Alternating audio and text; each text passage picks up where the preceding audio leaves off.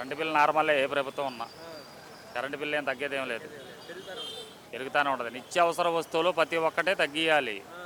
ఏ ప్రభుత్వం వచ్చినా ఆయిల్ ప్యాకెట్లు కాడి నుంచి ఒక జనతా ప్రభుత్వమే తగ్గించింది. అలా ఎందుకు ఆ స్టోర్ బియ్యం ఎవడు తింటున్నాడు?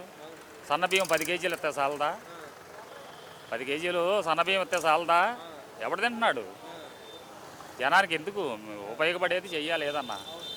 ఫ్రీ బస్సులు పెట్టేటప్పుడు ఈ మగవాళ్ళంతా ఖాళీగా ఉన్నప్పుడు ఏదన్నా 4 కంపెనీలు తెస్తే శుభ్రంగా వెళ్తారుగా.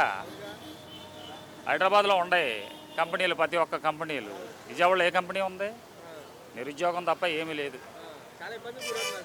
ఏమి లేదు, నిరుద్యోగమే. ఏదో రాజధాని అయిపోయింది, మన ప్రభుత్వం వచ్చిందని నిరుద్యోగం తప్ప ఏమీ లేదు. ఎక్కడో బీహార్ వాళ్ళు వస్తున్నారు, పనులు చేసుకుంటున్నారు. విజయవాడ ఆంధ్ర వాళ్ళని ఎందుకు తీసుకోవట్లేదు అంటావు?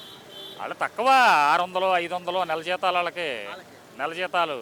మరి వీళ్ళకేది ఎక్కువ డబ్బులు కావాలి. ఏం జరగట్లా కన్స్ట్రక్షన్లో. ఏదో రాజధాని వస్తుంది ఎరగదీస్తారు అనుకుంటున్నావు, కానీ నిరుద్యోగం చాలా అయిపోయింది. 4-5 కంపెనీలు వస్తాయి కానీ ఏమన్నా జనాలు బాగుపడతారు, ముద్ద తింటారు.